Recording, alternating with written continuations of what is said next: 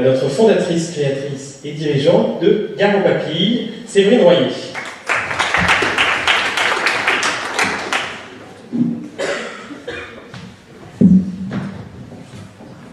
Si vous voulez intervenir pendant la discussion, je vous laisse. Que vous partagerez avec vos deux... si vous avez envie. Alors bonsoir Séverine Royer, donc vous êtes créatrice et fondatrice de Gare aux Papilles. Alors d'abord commençons par le début, qu'est-ce que c'est que cet établissement nouveau à Poitiers? Alors bonsoir à tous, il s'agit d'une sandwicherie, saladerie, qui est située donc à la gare de Poitiers, au 60 boulevard du Grand Cerf. Voilà. D'accord, et alors quand est-ce que vous avez ouvert pour la première fois? Alors nous allons fêter notre première année puisque nous avons ouvert le 2 avril dernier. Donc nous aurons presque un an.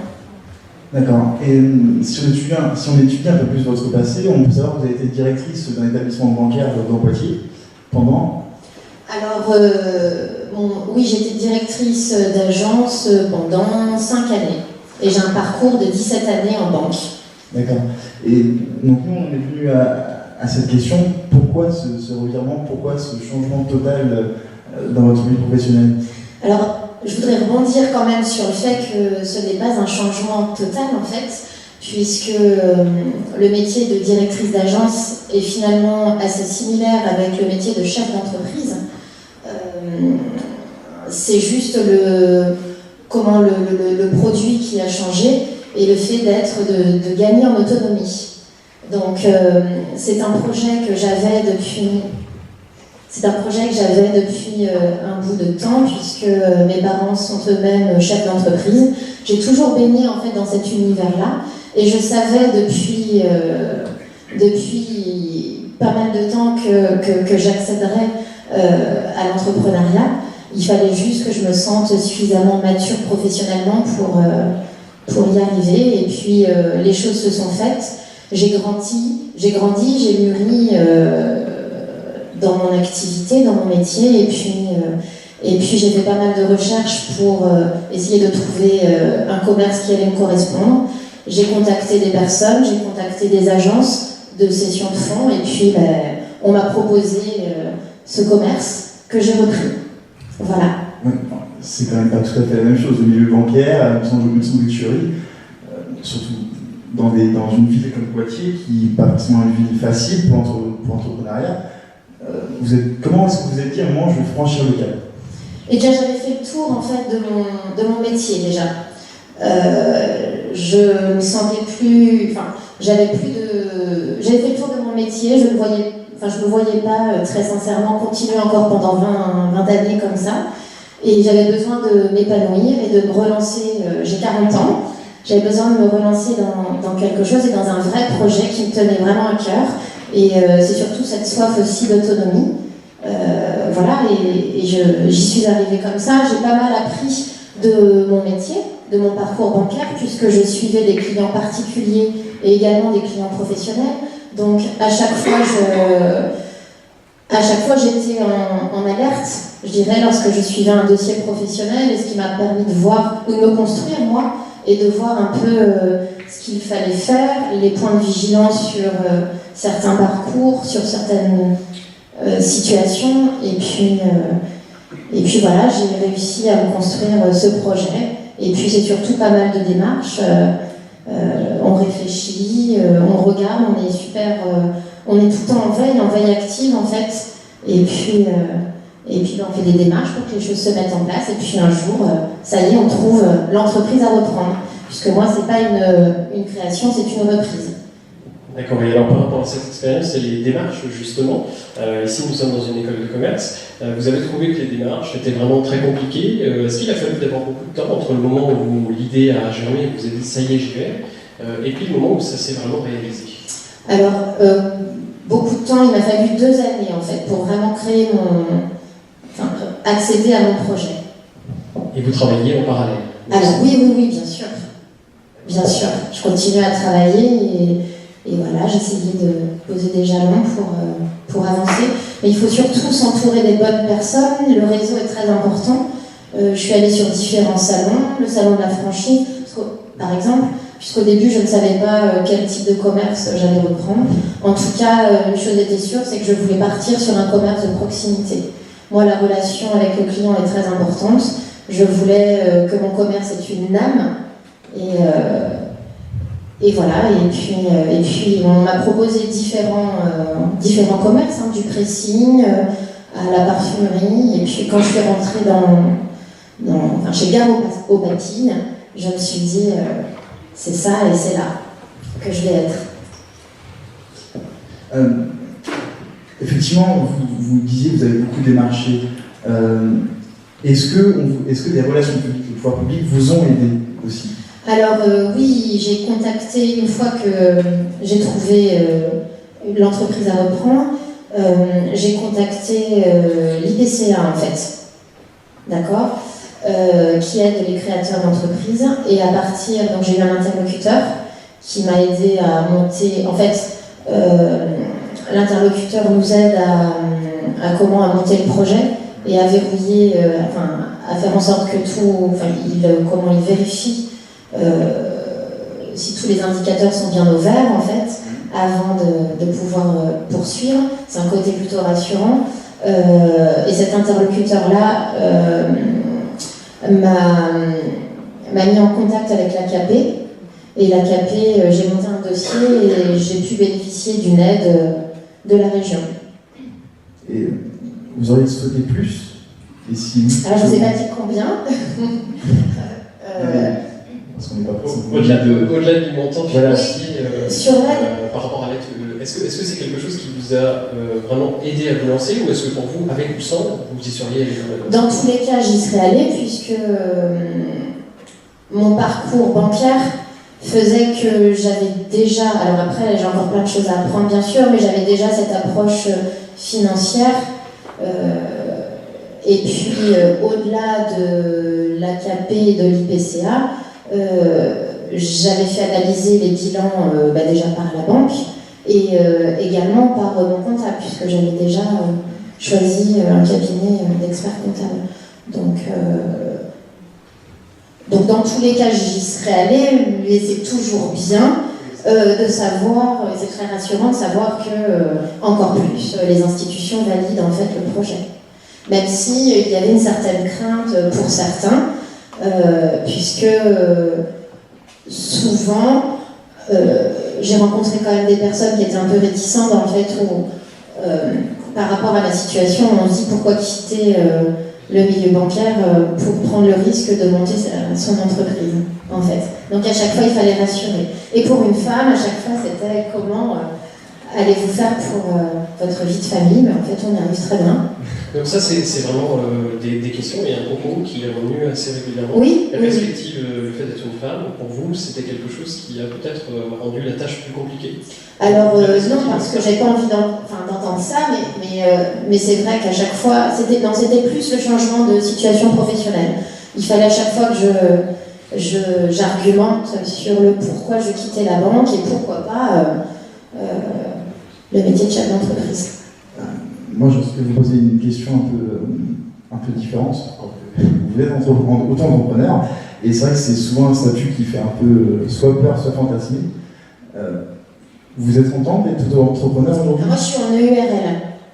Ah Est-ce qu'il y a un statut un peu différent, mais qui sera pas... Voilà, moi, j'ai une entité à part, une personne morale.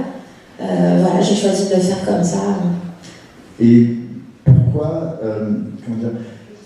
pourquoi est-ce que vous avez eu ce besoin de ce statut? Pourquoi pas un autre statut? Pourquoi vous pourriez le conseiller aux jeunes étudiants de France Business School qui voudraient un jour créer ou reprendre une entreprise? En fait, tout simplement, je me suis laissée guider par mon expert comptable. Voilà, donc... La bonne solution. Sur la bonne solution. D'accord, et alors ça vous a aidé, c'est un statut qui pour vous, vous semblait relativement pratique, tout de suite à établir, la possibilité de partir à oui, au vu du développement de l'entreprise et puis des projections futures, oui. Et alors vous parliez tout à l'heure de la prise de risque, justement, vous avez senti que l'atmosphère était assez difficile par rapport à cette question. Est-ce que finalement, vous disiez que vous aviez peut-être eu quelques réticences en face de vous? Est-ce que c'est le contexte global qui a joué vraiment ou est-ce que c'est plutôt le contexte local? La difficulté, encore une fois, elle était plus sur la personne et pas sur l'activité, en fait. Vous voyez, c'était vraiment ma situation de salarié. Il a fallu beaucoup que j'argumente que je rassure les personnes sur mes projets, parce que les personnes avaient du mal à comprendre qu'on puisse quitter un statut de salarié pour basculer dans le monde de l'entreprise. Voilà. Et alors, quand vous parlez des personnes autour de vous, vos proches aussi, vos collègues, est-ce que ça a été tout de suite bien accueilli ou est-ce qu'il a vraiment fallu pour vous faire un effort de pédagogie? Non, ça a été très bien accueilli. Je vous le disais tout à l'heure, ma famille, de mon côté, tout le monde est chef d'entreprise, donc c'était plutôt très bien accueilli. Et puis c'est une vraie aventure à la maison aussi, puisque de mon grand garçon jusqu'à mon ami, jusqu'à ma grand-mère, tout le monde suit l'évolution de l'entreprise. Et ça, c'est vraiment génial, c'est une vraie aventure.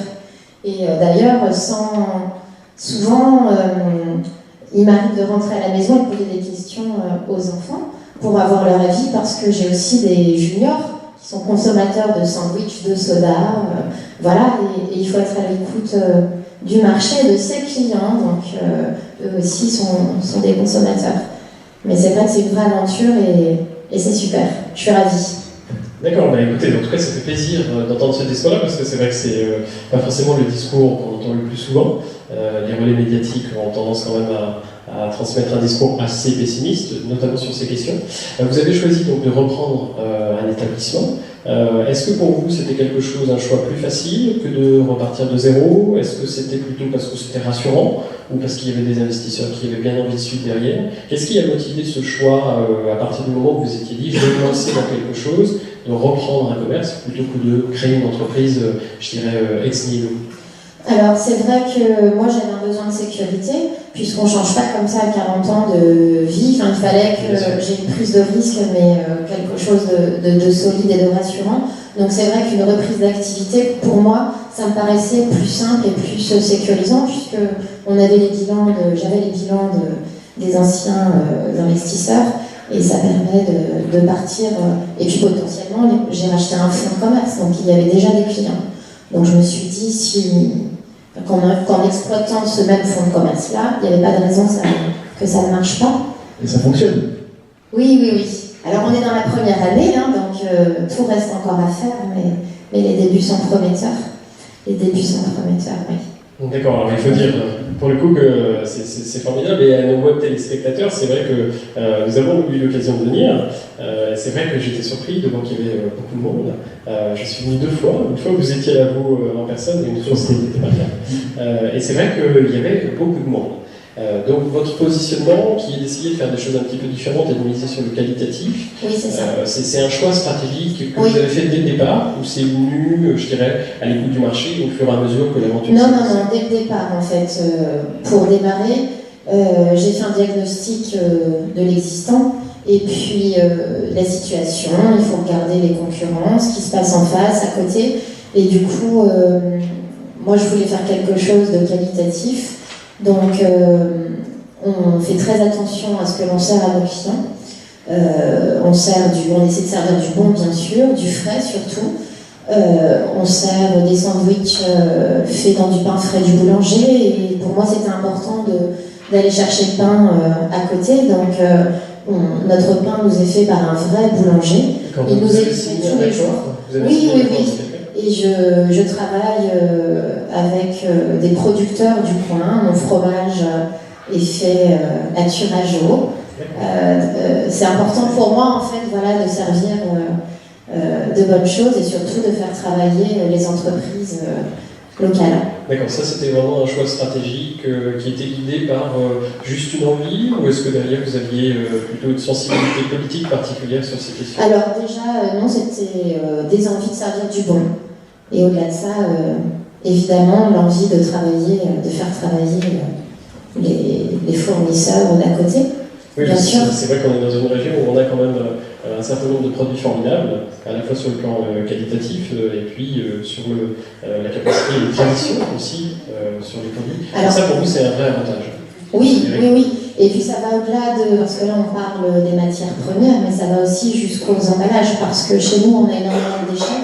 Donc, je fais attention à prendre des produits recyclés et recyclables. Voilà. D'accord, donc en fait, vous allez presque rejoindre le parti de Véronique Massonneau, peut-être. Vous en êtes presque là, en tout cas. Ça fait plaisir hein, de voir qu'il y a une démarche vraiment très positive. Citoyenne, oui. Oui, oui. Pour conclure la discussion, parce qu'on ne va pas tarder à passer à la séquence tutoyons-nous, j'avais une dernière question qui appelle plus à votre pensée personnelle qu'à votre fonction d'entrepreneur. On pense souvent aux régions, aux législations concernant les stages, l'effort contre le chômage, tout ce genre de choses. Est-ce que vous, en tant que personne, en tant qu'auto-entrepreneur, peut-être auto-entrepreneuse, pardon, est-ce que vous pensez compter est-ce que vous pensez compter dans cet effort public en fait contre le chômage, pour les stagiaires, toute la législation que met en place en fait l'État pour les collectivités, oui, sur cette question. Est-ce que par rapport à la question de l'emploi, vous avez combien de salariés actuellement? Alors voilà, donc j'ai recruté 2 employés en fait. Et vous pensez en recruter plus? Alors tout dépendra de mon activité. Alors bien sûr, dès que je pourrai le faire, je le ferai. Avant même de recruter plus, je voudrais pouvoir offrir de nouvelles heures à mes collaboratrices. Voilà. Et la législation telle qu'elle existe aujourd'hui, pour vous, c'est considéré comme une situation plutôt, je dirais, positive, ou est-ce que c'est des contraintes? Je pense notamment à la fiscalité, je pense notamment au nombre d'heures, évidemment, le droit du travail tel qu'il existe actuellement. Quel regard vous avez par rapport à ça? Alors si vous voulez, aujourd'hui, je ne vais pas m'exprimer sur ce sujet-là, puisque j'ai qu'une année d'exercice, et je suis vraiment en lancement de mon activité, donc j'ai pas eu de situation particulière, de choses à gérer, donc je ne vais pas vous répondre. D'accord. Et en tout cas, le fait d'avoir été aidé par la collectivité, vous vous sentez comment par rapport à ça? Est-ce que vous vous dites on est un petit peu redevable, ou est-ce que vous vous dites c'est aussi le rôle de la collectivité d'encourager la prise de risque, l'emploi quelle est votre position par rapport à ça? J'ai pris plutôt comme un soutien, et moi ça m'a permis d'aller un petit peu plus loin dans la communication, puisque j'aurais pu... j'ai avancé en fait mon projet de com grâce à la subvention. Alors après, c'est vrai qu'au-delà de cette subvention, je dois dire que tout le réseau, il y a eu la force du réseau qui m'a apporté de la visite en fait dans mon établissement. J'ai eu un article dans la région, le journal, et ça a déclenché pas mal de visites et même pas mal d'appels. J'étais assez surprise. Pas mal d'appels. J'ai des créateurs ou des porteurs de projets en fait qui m'ont contacté pour me poser des questions sur mon parcours. Donc voilà. Vous n'étiez pas seul.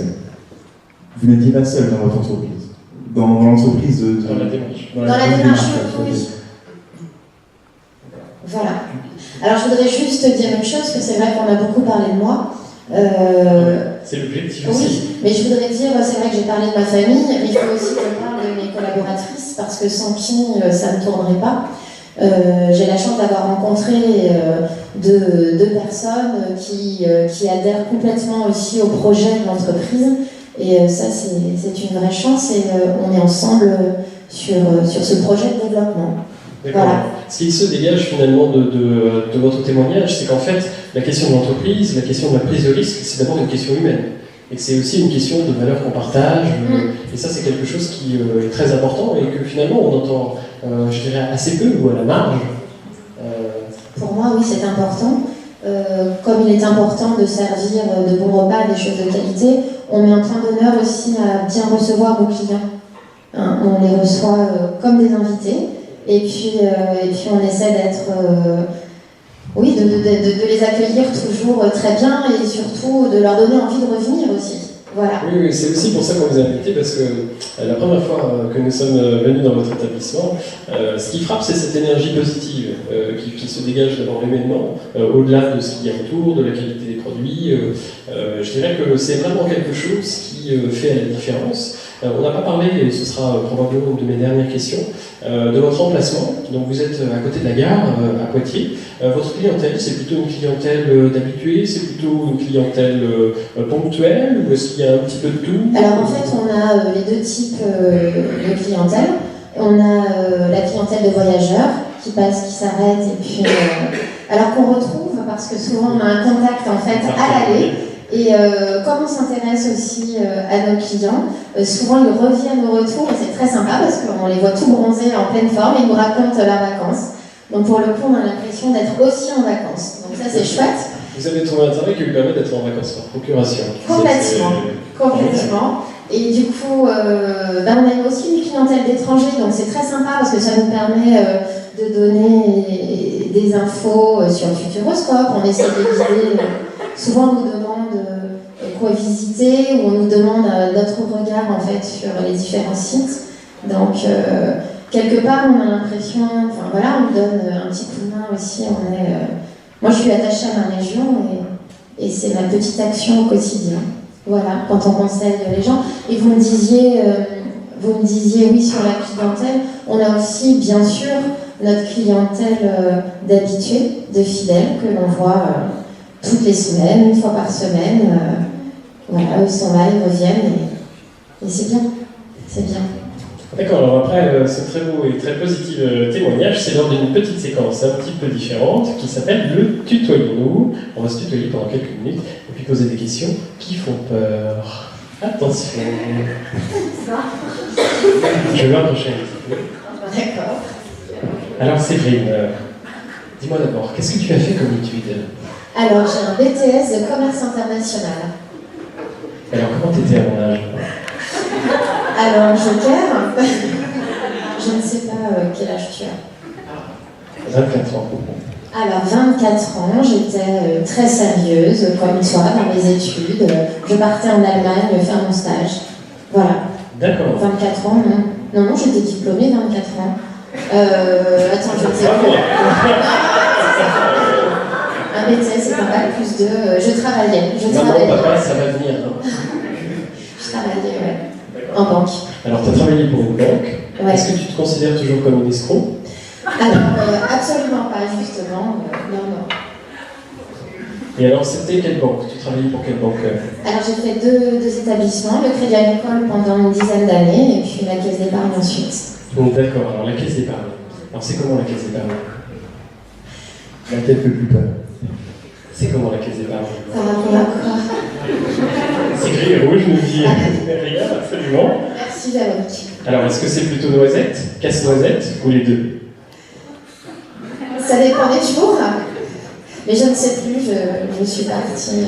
En tout cas, c'est une maison qui m'a permis d'en arriver là où je suis aujourd'hui. Donc ça, c'est bien.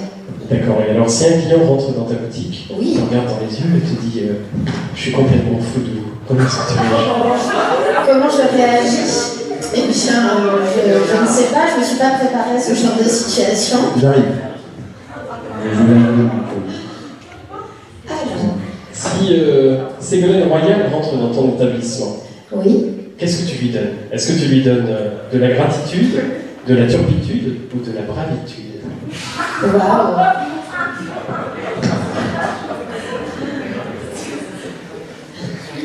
Alors, l'augmentation de la TVA, oui. qui a été décidée par le gouvernement socialiste, après avoir dit sous les gouvernements précédents qu'il serait plutôt contre. Est-ce que tu considères que c'est plutôt sucré, salé ou amer? Ah, c'est difficile, hein? C'est pas facile. Si salé, ça laisse un arrière-goût amer, en général. C'est ça. Alors, je crois qu'ici, en Poitou-Charentes, on a un honnête philosophe, l'honnête philosophe Jean-Pierre Raffarin, qui a dit cette fameuse citation « La route est longue, mais la pente est forte ». Est-ce que ça marche pour les entrepreneurs aussi? J'ai pas assez de recul. Je pense que je sais pas quoi répondre. Je sais pas quoi répondre. Il faut toujours être à l'écoute, ça c'est sûr. Voilà. D'accord, et alors notre dernière question sur cette séquence, Séverine, dis-moi, ton établissement s'appelle Garant Papy. Oui. Tu voulais faire de l'humour? Oui. Ça a marché? Ça t'évoque quoi? C'est très sensuel. On s'arrêtera donc là-dessus. Merci. Bon, merci beaucoup en tout cas, Séverine Moignier, gérante de Garant Papy, s'il vous plaît. Des applaudissements très forts pour cette vision positive de l'économie. Vous avez gagné votre place. Merci beaucoup.